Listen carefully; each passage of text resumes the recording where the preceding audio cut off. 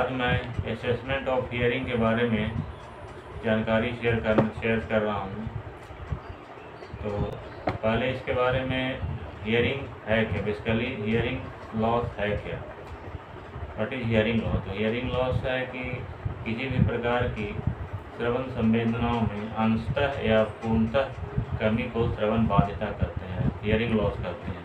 और WHO जो है हमारा हेल्थ और वर्ल्ड हेल्थ ऑर्गेनाइजेशन के अनुसार सामान्य सुनने के अंगों के स्तर पर मनोवैज्ञानिक, भौतिक एवं शरीर रचना संबंधी कार्यों में लॉस या असमानता को श्रवण क्षति कहते हैं, हियरिंग लॉस कहते हैं।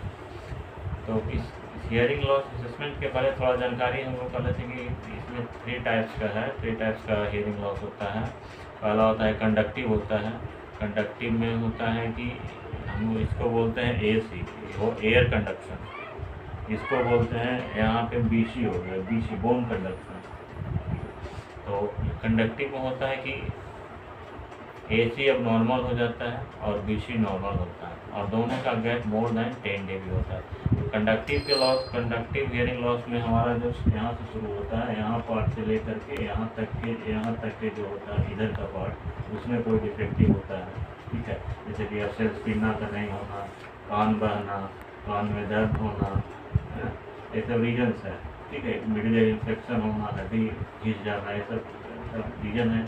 तो इसमें जो है ENT का रोल होता है। उसमें ENT लोग क्या करते हैं कि इसको कान पे पर्दा यहाँ से पीछे सर्जरी कर करके इसको अपना आर्टिफिशियल कृत्रिम बना करके और ऑपरेशन के माध्यम से ENT के माध्यम से लोग सर्जरी करके इसको ठीक किया जाता है। दूसरा चीज़ है कि एसन लॉस होता है कि सेंसोन्यूरल हियरिंग लॉस।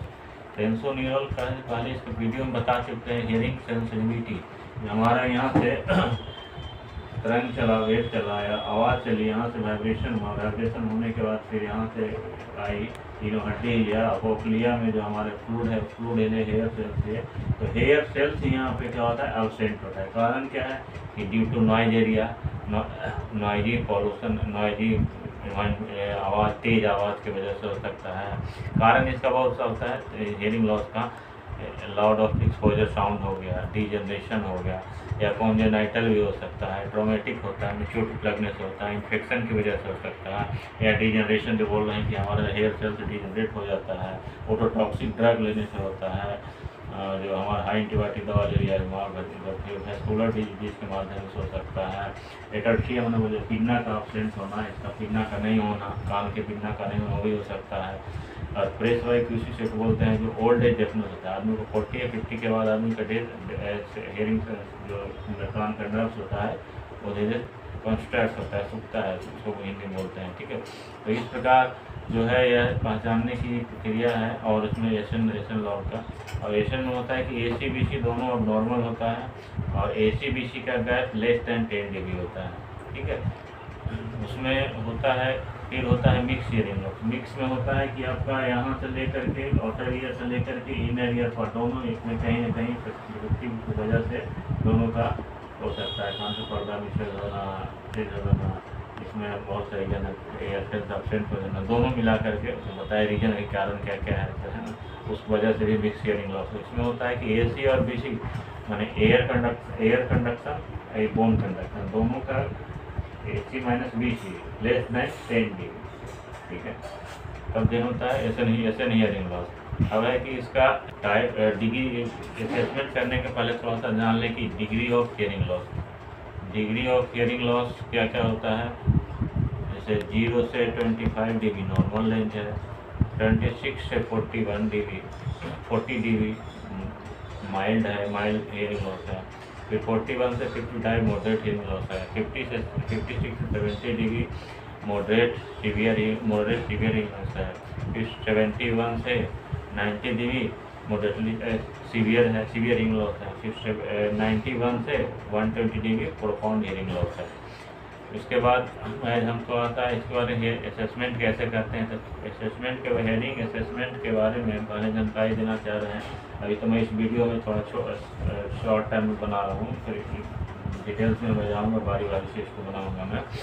पहला होता है कि हमारा असेसमेंट करने के पहले होता है कि पेशेंट हिस्ट्री जानना जरूरी है, ठीक है। पेशेंट हिस्ट्री इसमें क्या है, कुछ में कान में दर्द है, या सुनाई कम देता है, कान बहता है, कान में दर्द है, या और कुछ प्रॉब्लम है, ठीक है, या चक्कर आता है, बहुत सारा रीजन हो सकता है दर्द में। तो पहले हम लोग पेशेंट पूरा हिस्ट्री लेते हैं। हिस्ट्री लेने के बाद उसको हम करते हैं कि कान के पास हमारा अपना फिंगर होता है, फिंगर टेस्ट करेंगे, फिंगर फ्रिक्शन टेस्ट बोलते हैं उसको। फिंगर फ्रिक्शन टेस्ट करने से हमारा पता चलता है कि उसके कान में आवाज़ जा रहा है या नहीं। पहला टेस्ट हुआ, तो पहला हुआ क्या, पेशेंट ऑफ हिस्ट्री, पेशेंट का हिस्ट्री लेना, क्या कारण है, कैसे हुआ, क्या हुआ, इस सब रीजन। फिर फिंगर फ्रिक्शन टेस्ट हो गया।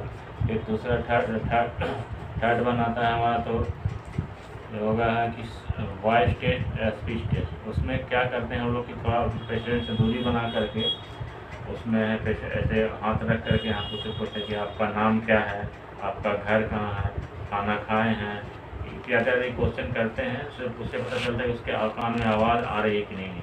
सपोज हम हाथ हटा के करेंगे तो वो लिप रीडिंग के माध्यम से और रिस्पॉन्स देगा, इसलिए हमको हाथ यहाँ पे रख करके पीछे से, जैसे सपोज सामने कर रहे हैं तो ऐसे करना होगा, पीछे करना तो कोई थोड़ा डिस्टेंस बना के करना है। और उसके बाद है एक लास्ट होता है, हम लोग फोर्थ में कहते हैं tuning fork test. Tuning fork जो हमारा ये है, इसको बोलते हैं tuning fork. Tuning fork test में इसमें 4.6 टाइप का होता है, 128 हर्ट्ज का होता है, 256 होता है, 512 होता है, 1024 होता है, 228 होता है, 496 होता है। सबसे बेटर होता है मेरा 512 हर्ट्ज का। उससे हम ट्यूनिंग फोक के माध्यम से ऐसे फिंगर पे टच करके कान के पास ऐसे रखते हैं, पेशेंट से पूछते हैं कि हाँ आवाज़ आया, आवाज़ सुनाई दे रहा है, तो पोस्ट ये टेस्ट करते हैं, ठीक है। और यदि सपोज पेशेंट यहाँ पर रिस्पॉन्स दे रहा है, मतलब कि उसको इनर ईयर में प्रॉब्लम है। सपोज पेशेंट को फिर ट्यूनिंग को मार के फिर यहाँ पे हाथ पे फिंगर पे बैक में डालते हैं, बोन, मोस्टोइड बोन होता है, मोस्टोइड बोन पे डालते हैं। यदि ये बोले पेशेंट कि यहाँ पे मेरा दिक्कत है, या सॉरी सुनाई दे रहा है, यहाँ पे आवाज़ आ रही है, तो आपको तो डाउट होना चाहिए कि हाँ यहाँ को कंडक्टिव लॉस में भी हो सकता है। 100% में बट कंडक्टिव लॉस का साइन मिल रहा है। दूसरा थिंग होता है कि ट्यूनिंग फोक टेस्ट हम यहाँ पे उसको फोरहेड पे रखते हैं, ऐसे करके होता है ट्यूनिंग फोक को यहाँ पे ऐसे रखते हैं, फोरहेड सपोज कैसे फोरहेड पे रखते हैं, कहने का मतलब कि ऐसे करके ट्यूनिंग फोक को रखेंगे यहाँ पे, और उसको पूछेंगे हाँ आपका किस कान में जा रहा है। और यदि कंडक्टिव हियरिंग लॉस होगा तो उसको पुअर ईयर में जाएगा, लेटराइज इन पुअर ईयर होगा, ठीक है। इस तरह से पेशेंट की हिस्ट्री को हम ले करके हियरिंग का असेसमेंट करते हैं। और फिर उसके बाद हमारा हेडफोन पेशेंट को हेडफोन को आनाते हैं। हेडफोन को आनाने के बाद उसको बारी बारी से 250, 500, 1K, 2K, 4K, 8K के सारी बारी से उसका हियरिंग थ्रेशोल्ड निकालते हैं, न्यूनतम श्रवण क्षमता कितना है। उसके बाद उसको 512 उसके बाद डिवाइड बाई 3 कर देते हैं। वो जो रिजल्ट आता है उसका वही हियरिंग सेंसिटिविटी और सुनने का क्षमता होता है, कितना सुन रहा है। उसके बाद हम उसको नेक्स्ट स्टैंडर्ड ऑडियोग्राम होता है, उसको प्लॉटिंग करते हैं। और उसके बाद बारी बारी से पहले तो AC चेक करेंगे दोनों का, राइट ईयर लेफ्ट ईयर का। उसके बाद उसको BC चेक करेंगे, BC दोनों का देखेंगे AC BC का क्या डिफरेंसेस है, क्या है। उसके बाद उसको हम 512 पे डिवाइड करके डिवाइड बाई 3 करके उसका असेसमेंट करते हैं, निकालते हैं कि हाँ कौन सा हियरिंग लॉस है और कौन क्या दिक्कत है। सपोज कंडक्टिव हियरिंग लॉस हो तो हम सीधे ENT के पास रेफर करेंगे। और सपोज ये मिक्स में भी तो करते हैं, बट पेशेंट के एज के अनुसार है। और फिर एसन लॉस का है तो हम लोग हियरिंग एड के लिए उसको प्रिस्क्राइब करते हैं, या हेयर लगा के ट्रायल मारते हैं कि हाँ सुनाई दे रहा है, ज़्यादा कुछ सुनाई दे रहा है तो ठीक है। पेशेंट को बोलते हैं अगर कुछ हियरिंग सुनाई दे हियरिंग से अच्छा सुनाई देगा। पेशेंट का भी हिस्ट्री बोलता है कि हमको जो है आवाज़ सर आता है बट सुनाई नहीं, समझ में नहीं आता क्या होता है। तो वही चीज़ बोलते हैं, हमारे 3 फ्रिक्वेंसी होता है, low frequency, mid frequency, high frequency. 500 to 150, 500 जो लो फ्रिक्वेंसी है, 1-2 जो है मिड फ्रिक्वेंसी है, और 4-8 जो है हाई फ्रिक्वेंसी है, ठीक है। तो ये सब जो हाई फ्रिक्वेंसी का उसको सुनाई नहीं देगा। सपोज हम टेस्ट करेंगे ऑडियोमीटर एक इलेक्ट्रॉनिक डिवाइस है, उसके माध्यम से हम लोग उसको जांच करते हैं, ठीक है, बारी बारी से, है ना। हर फ्रिक्वेंसी को देख करके कितना तो 20, 40-50 एनिवर्सरी देकर तो उसका हियरिंग थ्रेशोल्ड निकालते हैं। उसके बाद देखते हैं कि यहाँ पेशेंट का कितना एबिलिटी है, क्षमता है सुनने का। उसके बाद उनको हियरिंग एड के लिए प्रिस्क्राइब करते हैं, नहीं तो ENT के पास रेफ़र करते हैं। तो गाइस मैं आज अगले वीडियो में ऑटोमेटेड जांच के कैसे करते हैं हियरिंग एड के बारे में डिस्कस करूँगा। तब तक के लिए थैंक यू।